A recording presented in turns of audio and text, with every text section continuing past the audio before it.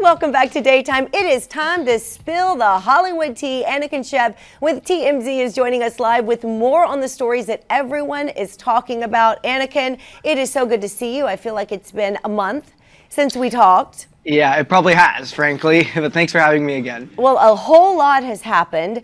We're going to begin with how rotten Knicks fans are in New York City and all of the harassment that is happening to Spurs fans, people walking around in Spurs jerseys, to our players. There was an egg thrown at Wemby's head at one point. What is going on with them? Because I hear a really big, important Knicks legend came out and had something to say about it. Well, I wouldn't call him a Knicks legend, although for maybe for some Knicks fans he might be. But Quentin Richardson, we got out near LAX. I don't know why he was in LA, but he spoke with our people, and he was basically saying, "Hey, look, I'm happy for the Knicks. The majority of his career was played as a Knick, about 4 or 5 seasons." And he says, but I can't get behind the rowdiness of the Knicks fans, that they're beating on Spurs fans who are leaving the arena, that they're throwing eggs at Wemby. He does think Wemby will be all right, but this is taking things just too far. And I feel like any sports fan would agree, you know, once things escalate into violence, you're ruining the game for everybody. Absolutely. And you and I were talking during the commercial break that, come on, Knicks fans, this just shows you're not used to winning. If this is how you behave when you actually win. It's true. It's true. If you have to go so crazy because you're winning, that means you're probably not used to it. Mm-hmm.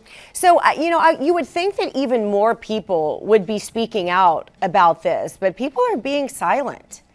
And that was surprising to me. Yeah, I mean, look, I can't give a reason as to why. The NBA community is the NBA community, and I know for sure that they have been making comments about this. I mean, Quentin Richardson, great example, right? Mm-hmm. But, you know, I think there was an anticipation that Knicks fans would get this crazy because of all the playoff wins that they had leading up to it. And I think it's sad to see, right? Like, you don't want fans from an opposing team leaving the stadium and then worrying about a mob of the opposing team fans coming in and swarming them and kicking them down. Right. It's senseless. Well, they need to be on their best behavior because, hate to break it to them, but we're going to win tomorrow night, and then we're going to have to head back to New York City. So everyone better, back from 3-1. Mom and Dad better have given people some spankings, and they better be on their best behavior, Anakin. All right. Okay, we'll see. Another thing that's back in the headlines, the search for Nancy Guthrie. So we haven't heard about this in so long, but now there are some new things that are coming about. Yeah, so essentially what's happened is that a Mexican organization called Buscando Corazones Nogales were looking at, or rather received a tip that Nancy Guthrie's body had been buried in a certain location. Well, they obviously sent a team to go look, and they've since found 25 unmarked graves. No sign of Nancy, though.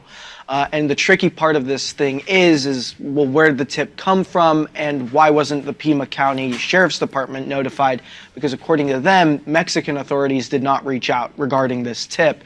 So it's interesting really to see, is this something that should be treated as legit, or is this just another one of those sort of tips that you get a few months after an investigation sort of goes cold to try and stoke the fire again? It's hard to say, and very unfortunate for the family nonetheless. Yeah, just so sad. I can't even imagine not knowing anything, not knowing where your mother is. It's just, yeah, that's just unbelievable to me. Well, thank you so much, Anakin, for updating us. We will see you next week. Yes, we will. Okay, have a good weekend. You as well.